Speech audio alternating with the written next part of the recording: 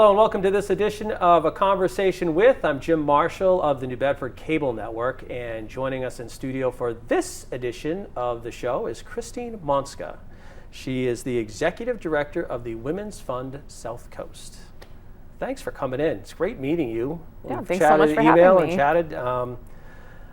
You started, as you said, 5 months ago. You have hit the ground running. I've read your newsletters and things online, and there's just a lot going on for you, and I appreciate you taking the time to come in to do this. Absolutely. I'm really happy to be here, and we certainly have been working very hard in the last couple of months, so I appreciate you reading our newsletters and inviting me to your show. So for people who don't know, what is the Women's Fund SouthCoast? So the Women's Fund SouthCoast, we say we're a voice for equity, and we do research on the status of women and girls to inform our community investments. And really, grant making is the heart and soul of what we do. Last year, we gave out over $70,000 to over 6 organizations that were moving the dial on gender and racial justice issues. And then we collaborate with our grantee partners, other community-based organizations, community leaders, to advocate for policies and programs and to fund innovative solutions for women and girls issues. A couple of various different examples of things that we have been working on. Previously, we've done the economic blueprint for women, and that brought in 40 organizations from the entire region, really, to say, what are the issues? And we are starting to think about how can we go back to that economic blueprint and see where have we gone since we've done that study and where do we need to go today. We've been focusing on various different issues. We've been working with some organizations in Fall River and New Bedford to look at period product access and equity. We have been looking at childcare, working with some of our current grantee partners, aligned with Common Start, and thinking about how can we increase access to affordable childcare. So for example, to access full-time childcare, it is $3,000 per month on average, Right. which is just not attainable. So those are just some of the examples of the things that we do. The Women's Fund's been around for a while for people who don't know. It started in 2000, I think It you told did. me? We've been around for just about 23 years. And it's obviously it's grown in its umbrella of what it wants to do. As you said, you're working in Fall River. Your region you're trying to grow the region as well. That's correct. So we're the Women's Fund SouthCoast, but as you might know, the Southcoast can mean a couple of different things to a couple of different people. Exactly, yeah. And we're working to kind of define our service area. We've historically been focused on the city of New Bedford, and we have also given grants out to initiatives in Fall River and expanding into Taunton. So we want to consistently think about how we can reach other communities on the South Coast. And now we're a staff of just 2 and a bunch of amazing board members and volunteers that help us do the work that we do. So in the future, we certainly hope to be expanding out into more communities to have more of a reach and then to collaborate regionally where we can and where it makes sense. You have a diverse background. You and I were talking about it off camera from where you've been, different parts of the state. What are your initial impressions of the issues that women are facing here in the South Coast, Southeastern Mass, versus the other parts of the state? And I think most people are surprised with your answer too. Yeah, so I'm actually originally from Western Massachusetts. I'm from the city of East Hampton, and I also worked for a state senator out in Western Massachusetts in the city of Pittsfield, and his footprint was 52 communities. So I got to see other similar communities, Pittsfield, North Adams, Springfield, Holyoke. Cities. Working class cities. Exact gateway cities for the most part. And I'm also a state commissioner on the Commission on the Status of Women. I'm secretary and chair of our Girls Empowerment and Leadership Initiative. And so through my work with the commission, we're also able to have hearings and listening sessions to learn about issues impacting women and girls all across the Commonwealth.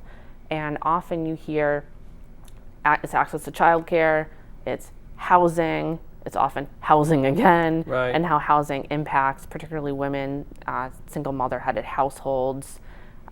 It's reproductive justice and access that we consistently hear about. And then there's other issues that are specific to cities and towns. But I would say The issues are pretty similar across the state. However, there are some particular specific issues to specific communities Correct. at various different amounts of time. But that's good in the sense where you're talking about the issues, because your voice is louder when you've got more people talking about those same things: the child care, the health care, the reproductive rights, the economic. I mean, it helps when you can go to Western Mass and they're dealing with the same things that you're dealing with. Yes, it just might look a little different. Right. And I can give you a good example. So recently, the Women's Fund partnered with a bunch of other community-based organizations here on the South Coast to participate in the Commission's Women's Advocacy Day at the State House. And so, in collaboration with those other community partners, we brought buses of people to the State House to talk about issues impacting women and girls and what it looks like in the region. And the South Coast community, or southeastern Massachusetts, had one of the highest showings at the State House.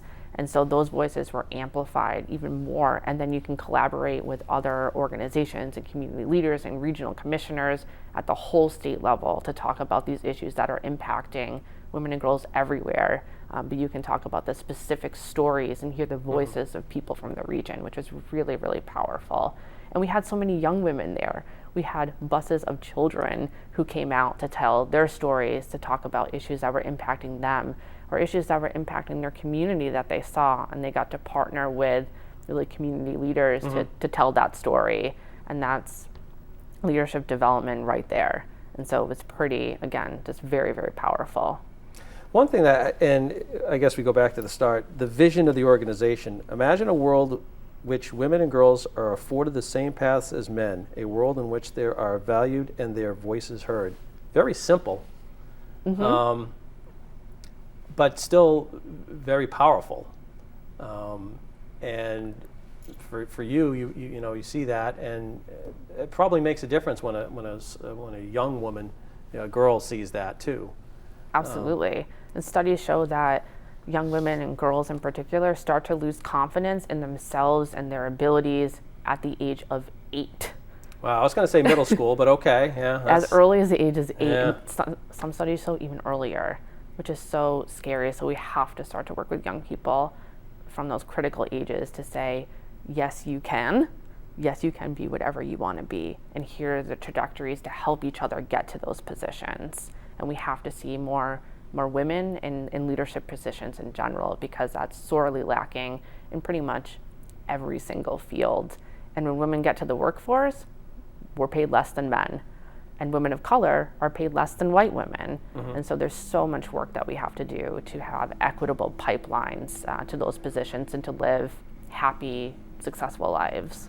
I would imagine too that with the diverse women you're dealing with, it's so important, especially with the younger girls, the role models that are out there. And there are a lot of role models out there. Yes.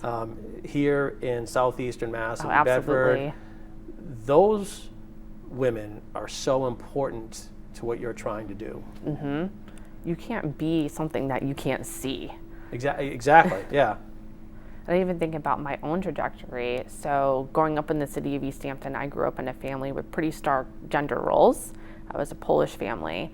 And when I got to college, I went to Smith College, a women's college. And for the first time, I got to see women as scientists, women as mathematicians, women as professors, as lawyers. And I thought, maybe that can be me. I know that comes with privilege and as well. on the aside, so. Smith College is a very hard school to get into in the first place. It is, yes. So, yeah, I mean, that's the prestige there, but just the accomplishments of their graduates is huge. And yeah, for a freshman going in there, I'm sure it does make an impression on you. For sure, and I was the first person in my family to go to college. Really? Yeah, so there was that added, oh my gosh, for the first time I'm seeing these people, because I wasn't necessarily introduced to them in my childhood in that way. And you're seeing, and that's an issue that's down here in our neck of the woods. So many kids are the first in their families here in New Bedford to go to school, go to college, and it's huge. It's such a big deal. And that's why UMass Dartmouth is such a, because for those kids, either if they're going to BCC or UMass Dartmouth, that's a big deal. Absolutely, it's huge. Like I have my degrees framed because I'm just so proud of what I was able to accomplish. And right now we're going to be working with a summer intern, and she's very interested in going to college, and she will be the first person in her family to go to college. So we're thinking about how we can support her in her career trajectory as well, and how we can do that for many other women.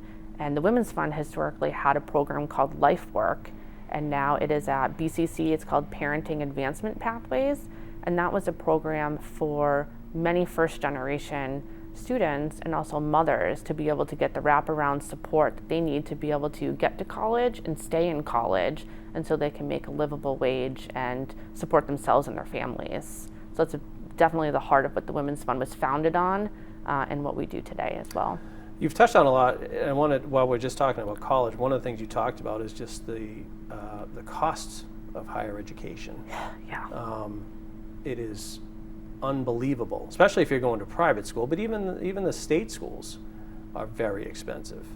And there's no easy answers for that. I know. It's certainly very tough unless you're afforded a scholarship and you work super hard to be able to get that, but that's not accessible for everyone. That's not necessarily an answer. That's one component, mm-hmm. But that's something we absolutely have to be thinking about. How can we make college more affordable?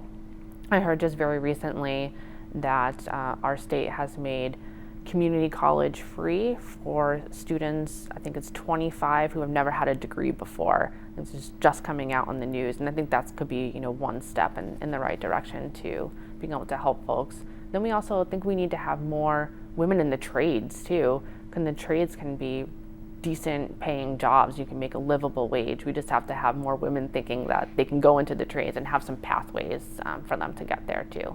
I was driving by a construction site in New Bedford.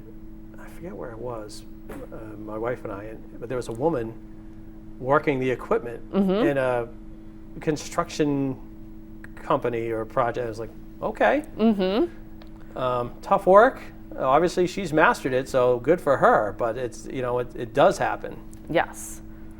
And I guess one of the things too is you talked about your upbringing too. It's trying to for women to think outside the box tradition, mm-hmm. the traditional roles. Mm-hmm. Is that hard? When you talk to young women or talk to girls? I think so, because if you're conditioned a certain way from when you're a young person, you're conditioned perhaps through your family, through your culture, through the media, through your community to be a certain way. I think it is hard to break that mold and to see things that you can't see. And that's why it's all about introducing young people, particularly young women, particularly low income, young women of color, to different fields, to different opportunities, and say just because you had this one idea or vision of what your life could be, there's so many other things that you can go and explore, and just need to open up those pathways and access to information to be able to explore the world of possibilities that's out there. And it's experience, like in high school and stuff like that, it's experiencing or not experiencing, but experimenting, if you will, the different opportunities that are out there. Most kids at 18 don't know what they want to do with the rest of their life. No. But you want to give them as much opportunity to see what they might like. I thought it was interesting. I saw in the paper yesterday, I think, how there's a lot of colleges that are dropping like liberal arts programs. Oh no. Because they're focusing more on STEAM and some of the other things. But is that a smart move? And that was just interesting that, we're dropping them. Well, we certainly need more young women in particular in STEM, and of course we need to have training in those areas. I'm a product of a liberal arts education through Smith College, and for me, I went in thinking I wanted to be an English major, I wanted to be a writer, and then I got there and said, maybe that's not exactly what I want to do, but I love chemistry, I'm going to be a chemist. That's quite a change right there. Exactly. Go from English to chemistry. But I got to explore all of that, right. And then I landed on government and politics and thinking about human rights and kind of found my place. Talk with your background. Obviously, you understand how the legislative process works. I'm curious as to, for example, I just had Renee Ledbetter in, and I've talked to others. Housing seems to be such a crucial, critical problem here in the city, in the region actually as a whole. Yes. No easy answers on this either, but I'm kind of curious as to with your background, what are you looking at when you look at the housing issue? It's not just as easy as, well, we need to build more houses. Right. Well, I think, I say in many places, every issue is a women's issue because every issue impacts women differently. And when I say women, especially women of color, especially low-income women, those who don't have a lot of opportunity and those at the intersections, housing is one of those examples. So we think about, how does housing impact particularly single mothers, female-headed households? Gosh, I can't even imagine how a single mother could support herself and her family, and with the rising cost of rent and the limited amount of housing supply. I think those are the people that we need to continuously be thinking about and advocate for.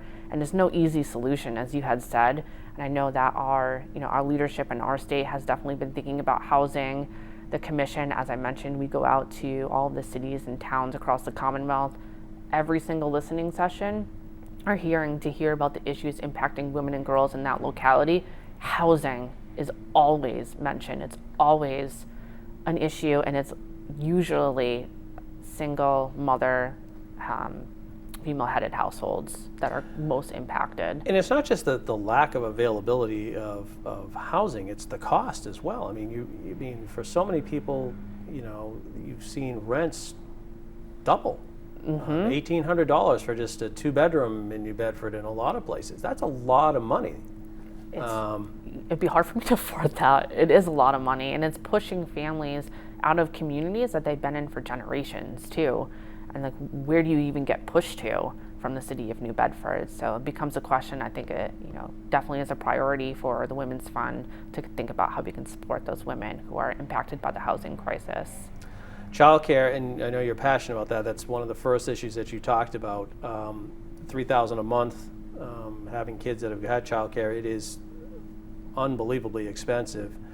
I know the legislature. Well, two things. One, I know that COVID really hurt childcare workers. There's not as many workers in childcare. Exactly. Which limits. Never mind the cost, there's not as many opportunities to get into child care or a child care facility. And then the cost. Yes. I know the legislature has taken some steps to kind of address the issues, but obviously more needs to be done too. And it can't just be a legislative answer either, because you can't really regulate the whole thing. Sure, there's a role for businesses to play, there's a role for community to play, for cities to play. I think it's going to be a multi-pronged solution. And so childcare, you had mentioned, is really, top concern for me. I'm a mother of a 1-year-old boy, and for me... Gets better. Right. Gets better. Okay. For me, it took almost a year to be able to get into a childcare facility for just 3 days a week. So you were on a waiting list yourself? I was on one, yeah, okay, yep. To be able to get in. And when I got there, as I mentioned, it's $3,000 per month for full time, and that's certainly a stretch. And I come to this issue with resources. We're a 2-parent household, right. To be able to pay for that. I just can't imagine how working families are able to access childcare because of the astronomical price. And you also mentioned something else too, which is critical to the conversation, and that's there aren't enough teachers. Well, there aren't enough childcare workers and teachers who are largely women because they're not paid a livable wage in so many cases, which the pandemic has, just made illuminated. And it's funny, I knew childcare obviously because having kids, but I didn't realize, and it was exacerbated by, like you said, by COVID, the money that they make, or they don't make, let's put it that way. Yeah. And a lot of the workers just stopped working or they and never came back. Right, or moved into the gig economy, or moved to other positions that were a little bit less, dangerous when COVID was around. And those are hard positions. At my son's school, it's 1 teacher per 3 babies. Like, oh my gosh, you're heroines for doing this work. It's hard work and it's important work. And what would we do without them? And how can we continue to pay them a livable wage is going to be critical to the conversation. So is that something that when you look at, for example, legislatively, and I agree, and correct me if I'm wrong too, but just my perception is before COVID, businesses, the bigger businesses, many of them seem to have their own daycare in their business. Some do, and some universities do as well. Okay. But I don't know if that's the case post-COVID. I think it probably depends. I think some businesses likely continue to have their childcare programs or stipends, and universities as well, and maybe some stopped. I'm just not too sure, but I think that could be a critical part of the conversation moving forward because there's a role for them to play. Well, you said business, and I think that's, if you've got, and I guess it has to be a big business. It can't be a small. It'd be tough for a small business. It can't be Women's Fund with 2 employees. But if you've got a big company X, and you've got, I don't know, whatever amount of employees, you might be able to hire or have that program versus, and I guess that's, as you were saying, that's part of the solution. I think so, and I think for some of the larger corporations, I've heard that some do have on-site childcare for their workers, and that was like a perk to working there. And I think we can think about how we can expand that, or maybe for some smaller businesses where they can, to provide some stipends for their workers to access childcare. Is there any way that you see, with your background, that you can increase the wage of childcare workers? I mean, because I would assume that it's a business model too. They have to make money or profit, the child care itself. But is there a way to increase wages? Maybe that would take legislative act, or it may take the state to come in and subsidize some of that. I don't necessarily have the answers, but I can certainly tell you about the issues that we hear about. Yeah. And legislatively, you had mentioned there's the Common Start Coalition. That is a big force behind talking about the issues with child care. And one of our current grantees is the Coalition for Social Justice Education Fund, who's doing that work and talking about the issues at a state level and doing a bunch of rallies. And we hear about it at the State House through the commission. So I think it's going to take a lot of effort to get something passed, and it's going to be a multi-pronged solution. So we'll see, and I'm hopeful in the future. Hopefully people work together, I guess. When you look at these issues, it's going to take everybody from different mindsets and whatever, different people are going to have to come together. People are going to have to give and take a little bit too to kind of solve these issues. Yes. We've been flying along here. We got 5 minutes left. One question I wanted to ask you, and I told you off camera. Mm-hmm. There's a perception, Women's Fund, women. What's the role of men, do you think, with this organization? So as I shared with you before, we have men who sit on our board, we have men who volunteer in our committees, we have men who step up and help us with our events. And I think, sure, we're called the Women's Fund, but we want to include anyone from, all gender identities. And I think men in particular, as allies, are critical to the work that we do. And I you really said that off so. camera too. I just want to make sure people know that you said men are critical when we were in the lobby. Yes. And while there's a force of women coming together to advocate for these issues, we also need allies. We need men at the table too, to take an internalized look at the work that they're doing and use their positional leadership in many ways to help us advocate for these issues and find innovative solutions. There's certainly a role to play. And I think about even working with young people too. Sure, we have these wonderful programs for young women to develop their leadership, and we know there's not enough women leaders, but I think there's work to do with boys and toxic masculinity. And if we aren't educating our boys on issues that girls and women are facing, then we're losing half of the solution. I mentioned to you I'm a mother of a son, and I think it's crucial as my role as a mother to continue to teach him consent, to be able to teach him here are the issues, here's how you treat women and girls. And I was going to say being a gentleman is a class in itself. Boys do have to learn how to do that. Yes, exactly. There's a mutual respect or partnership that has to be had for everybody. Yes. Got 3 minutes left. I want to make sure you have time to talk about the organization, joining the organization. You've got so much going on. We do. The website, by the way, is great, so I want you to touch on that too. Sure, thank you. Yeah, so we would love for anyone and everyone, no matter your gender identity, to get involved with the Women's Fund. You can visit our website, it's womenfundsouthcoast.org, and on the website you can learn how to sign up for our newsletter. You can follow us on our social media platforms. You can learn how to volunteer with our organization. You can reach out to me personally. My email is cmonska@womenfundsouthcoast.org. Set up a meeting with me. I'd love to meet with you, hear about perhaps some issues that you're facing, or think about how we can collaborate on innovative and inclusive solutions. You can also visit us at our office. We're a storefront office, 65 William Street in the city of New Bedford. Our door is always open when we're there, and we can't do this alone, as I had said before. We really need as a community effort to address these issues and find the solutions. And you have events coming up too, as I saw. We've had some past events that have been amazing. We had our Wine on William event recently, right, I saw that highlighted 7 women-owned businesses. And we're going to be having an event coming up on September 28th. This hasn't been advertised yet, so it's still kind of in the works.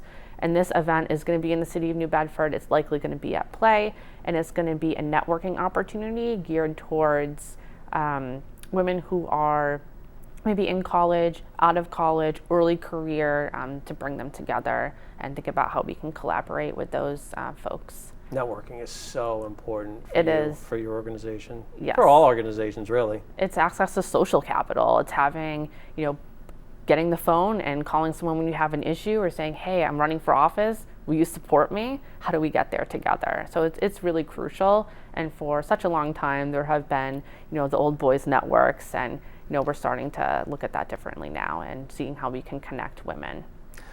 Christine Monska, thank you for joining us. It was great to meet you, and lots going on. Hopefully we can talk again too in the not too distant future. Absolutely. Thanks so much for having me. All right.